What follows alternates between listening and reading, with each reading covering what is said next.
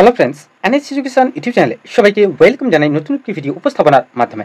এই মুহূর্তে যে গুরুত্বপূর্ণ এবং বিগ ব্রেকিং আপডেটের দিকে আমরা নজর রাখবো সেটি হচ্ছে ডিএ মামলার গুরুত্বপূর্ণ আপডেট। এই ডিএ মামলার পরবর্তী শুনানির দিন কবে ধার্য হলো এবং এই ডিএ মামলাটি আবার কবে উঠতে চলেছে, তাছাড়া এই ডিএ মামলাটি কি তাহলে টপ অফ দ্য বোর্ডে লিস্টেড হলো ওই নির্ধারিত দিনে, অর্থাৎ যেদিন উঠতে চলেছে সেই দিনই। তো তার এ টু জেড বিস্তারিত তথ্য রয়েছে এই ভিডিওটির মাধ্যমে। তাছাড়া আমরা এই ভিডিওটির মাধ্যমে বিস্তারিতভাবে তুলে ধরার চেষ্টা করব ডিএ মামলাকে কেন্দ্র করে, অর্থাৎ ডিয়ারনেস অ্যালাউন্সের মামলাকে কেন্দ্র করে সুপ্রিম কোর্টের অফিসিয়াল ওয়েবসাইটের যে আপডেট, সেই আপডেটটাকে তুলে ধরার চেষ্টা করব আমাদের এই ডকুমেন্টারি ভিডিওটির মাধ্যমে। তাহলে চলো আর কোনোরকমভাবে সময়টাকে বিলম্বিত না করে আমরা চটজলদি এই ডিএ মামলার বিস্তারিত আপডেট নিয়ে নেওয়ার চেষ্টা করব সুপ্রিম কোর্টের অফিসিয়াল ওয়েবসাইট থেকে, এবং সুপ্রিম কোর্টের যে নির্ধারিত দিনের ডেলি কোজ লিস্টে আমরা ওই বিস্তারিত তথ্যটি নিয়ে নেওয়ার চেষ্টা করব এই মুহূর্তে অনস্ক্রিনে। আমরা এই মুহূর্তে রয়েছি সুপ্রিম কোর্ট অফ ইন্ডিয়ার অফিসিয়াল সাইটে। তো আমাদের এই ডিএ মামলা অর্থাৎ ডিয়ারনেস অ্যালাউন্সের মামলা, যে ডায়েরি নাম্বার তোমরা অনস্ক্রিনে এই মুহূর্তে দেখতে পাচ্ছ 35292/2022, the state of West Bengal versus confederation of state government employees West Bengal. তো এই মামলাটির যার ডায়েরি নাম্বার এই মুহূর্তে অনস্ক্রিনে বললাম, এটি কিন্তু ফাইল করা হয়েছে 3/11/2022, এবং এই মামলাটির যে বর্তমান অবস্থা যদি আমি তোমাদের সামনে অনস্ক্রিনে তুলে ধরার চেষ্টা করি, এই মামলাটি এখন পেন্ডিং অবস্থায় রয়েছে, এবং এই মামলাটির কেস নাম্বার যথারীতিভাবে এখানে মেনশন করা রয়েছে। এসএলপি নাম্বার দেখতে পাচ্ছ তোমরা 22628-22630/2022, যেটা রেজিস্টার করা হয়েছে 6/12/2022 এবং ভেরিফাইড করা রয়েছে 24/11/2022। তো এখানে যেটি মেন বা মোদ্দা টপিক যেটা নিয়ে আমরা বলতে চলেছি এই মুহূর্তে, এই মামলাটি প্রেজেন্ট বা লাস্ট লিস্টেড। তোমাদেরকে বলে দিই, লাস্ট লিস্টেড যেটা ছিল সেটা কিন্তু 14/5/2025, অর্থাৎ গত দুদিন আগে বা একদিন আগে বলা যেতে পারে, অর্থাৎ 14ই মে কিন্তু এই মামলাটি সুপ্রিম কোর্টের কোর্ট রুম নাম্বার 15তে কিন্তু লিস্টের অবস্থায় ছিল, এবং ওই দিন কিন্তু মামলাটির সঠিকভাবে কিন্তু শুনানি হয়নি, কোনোরকমভাবে শুনানি হয়নি। তার কারণটা কী ছিল? ওই দিন পিটিশনারদের তরফ থেকে থাকা আইনজীবী, বরিষ্ঠ আইনজীবী অভিষেক মনু সিংভি স্যার কিন্তু ওই দিন কোর্টরুমে, অর্থাৎ কোর্টরুম নাম্বার 15তে কিন্তু অনুপস্থিত ছিলেন। তার জন্য কিন্তু মামলাটি কোনোরকমভাবে উঠতে পারেনি। তো না উঠতে পারলেও রেসপন্ডেন্টদের তরফ থেকে থাকা বরিষ্ঠ আইনজীবী বিকাশ রঞ্জন ভট্টাচার্যের দ্বারা কিছু কথা মহামান্য জাস্টিসের সামনে কিন্তু তুলে ধরা হয়েছিল, এবং তিনি তুলে ধরতেও সক্ষম হয়েছিলেন। তিনি কিন্তু একটা কথা বলেছিলেন যে এই মামলাটির জন্য কিন্তু কোনোরকমভাবে আর এক্সট্রা বা এক্সেসিভ টাইম কিন্তু আমরা নিতে চাইছি না, কারণ আমাদের সাথে থাকা যেসব কর্মচারীরা রয়েছেন তাদের আসা যাওয়ার অনেকটাই অসুবিধা হচ্ছে, এবং তাদের যে মামলা চালানোর পক্ষেও কিন্তু অনেকটাই ক্ষতিগ্রস্ত হচ্ছেন ওনারা। কারণটা হচ্ছে যে ফিনান্সিয়াল দিক দিয়ে দেখতে গেলে ওনাদের আসা যাওয়া সেটার জন্য যে টাকার খরচা হচ্ছে, সেই টাকাটার খরচা কিন্তু ওনারা বেয়ার করতে পারছেন না, ওনারা বহন করতে পারছেন না। তো তার জন্য সুপ্রিম কোর্টের জাস্টিস, অর্থাৎ কোর্টরুম নাম্বার 15-এর যিনি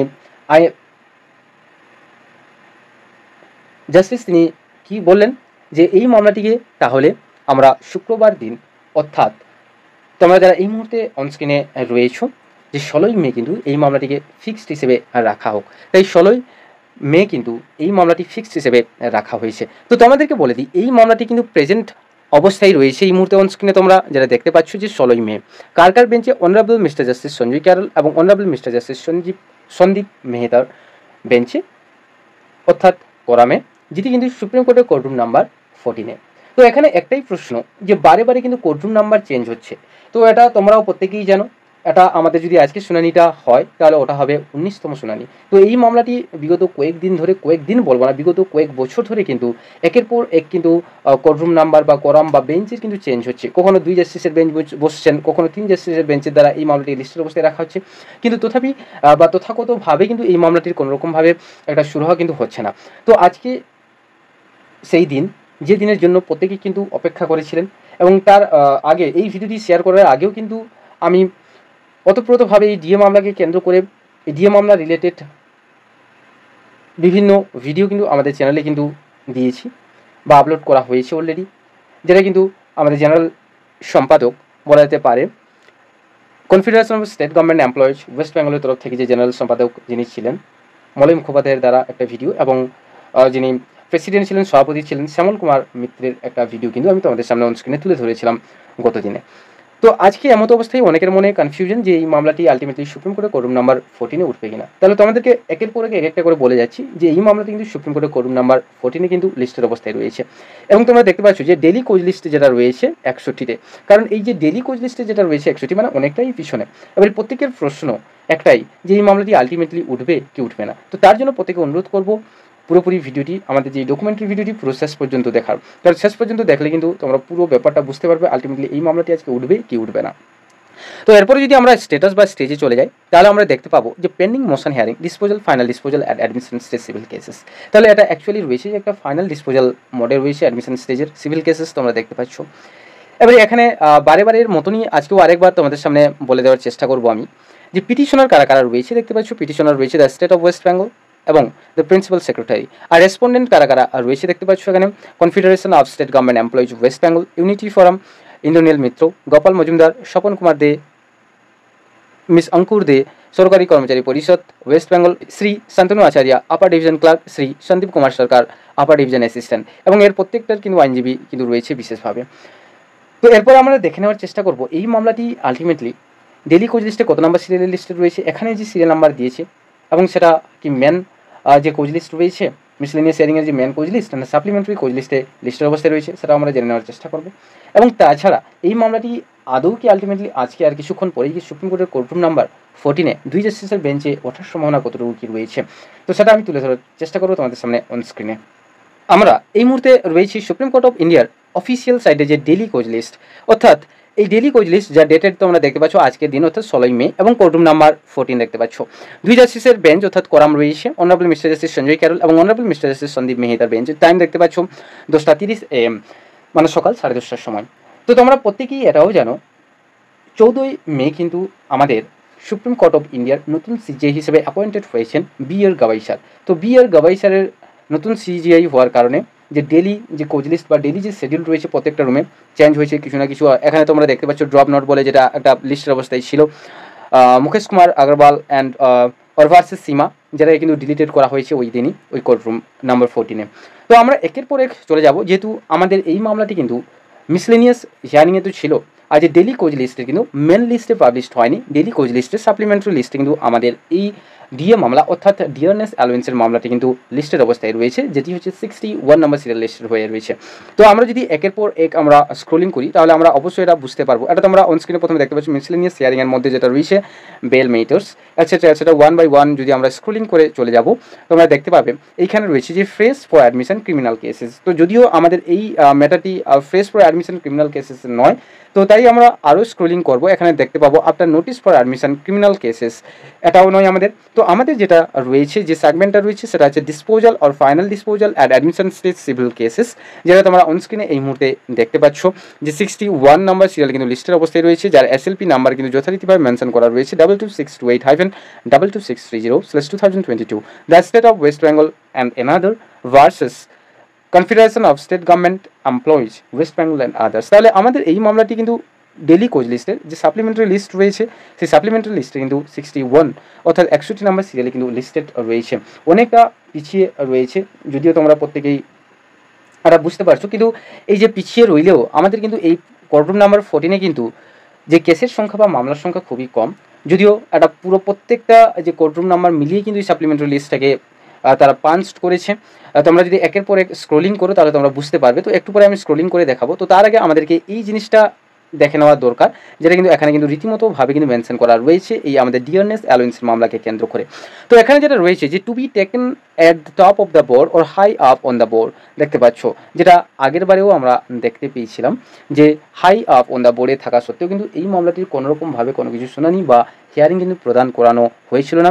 সুপ্রিম কোর্টের যথারীতি কোর্টরুম নাম্বারের দ্বারা যে কোরামে এই মামলাটি ওই নির্ধারিত দিনেই কিন্তু লিস্টের অবস্থায় ছিল। তো আজকেও সেমের ভাবেই কিন্তু হাই আপ অন দ্য বোর্ডে কিন্তু লিস্টেড রয়েছে বা টপ অফ দ্য বোর্ডে কিন্তু লিস্টেড রয়েছে।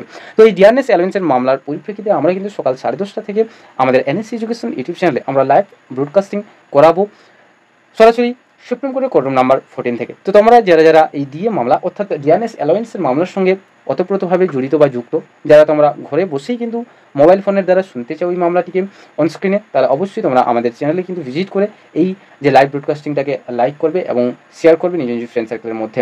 এবং তোমরা অবশ্যই ঘরে বসে কিন্তু দেখতে পাবে এই লাইভ টেলিকাস্টটি পুরোপুরি সুপ্রিম কোর্টের কোর্ট রুম নাম্বার 14 থেকে। তো সেটাও আমরা শিডিউল করে রেখে দিয়েছি, তোমরা অবশ্যই দেখতে পাবে অনস্ক্রিনে। যদি তোমরা আমাদের চ্যানেলের ভিতরে যদি প্রবেশ করো তাহলে অবশ্যই তোমরা দেখতে পাবে। তো যাই হোক, যেটা বলছিলাম যে এই মামলাটি ওঠার পসিবিলিটিস কতটুকু আছে, এই পসিবিলিটিস বা সম্ভাবনা কতটুকু আছে প্রত্যেকবারেই বলাটা ঠিক হচ্ছে কি হচ্ছে না জানি না, তবুও আমি বলবো তোমরা যদি এই কোর্ট রুম নাম্বার 14 যদি শিডিউল দেখো, আমি একের পর এক যদি চলে যাই তাহলে দেখো কোর্ট রুম নাম্বার 14 এখানে দেখতে পাচ্ছ, এরপরে চলে আসবো জাস্ট স্ক্রোলিং করলে কিন্তু কোর্ট রুম নাম্বার 13 দেখতে পাচ্ছ। তো এই সাপ্লিমেন্টারি লিস্টটা যেভাবে বিল্ড আপ করা হয়েছিল, কিন্তু সাপ্লিমেন্টারি লিস্টটা যেভাবে কীভাবে বিল্ড আপ হয়েছে, যে প্রত্যেকটা কোর্ট রুমকে মিলিয়ে যতগুলা কেস কিন্তু মেনশনিং হয়েছে ততগুলো কেস কিন্তু সাপ্লিমেন্টারি লিস্টে কিন্তু উঠে এসছে।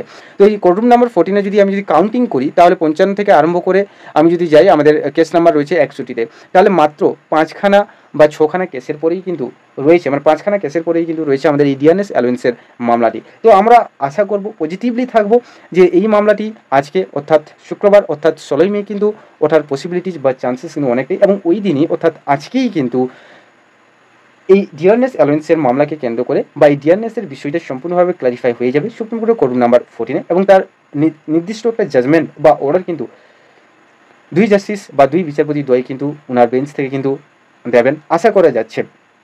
এবার বাই দ্য ওয়ে কী হবে না হবে সেটা আমরা আগে থেকে ভবিতব্য করবো না, কারণ অলরেডি আমাদের এই মামলাটি অর্থাৎ ডিএ মামলা অর্থাৎ ডিআরএস অ্যালোয়েন্সের এই মামলাটি কিন্তু 18 বার উঠেও কিন্তু কোনোরকমভাবে সুপ্রিম কোর্টে নিষ্পত্তি হয়নি, যেটা তোমরা প্রত্যেকেই ওতপ্রোতভাবে কিন্তু জানো।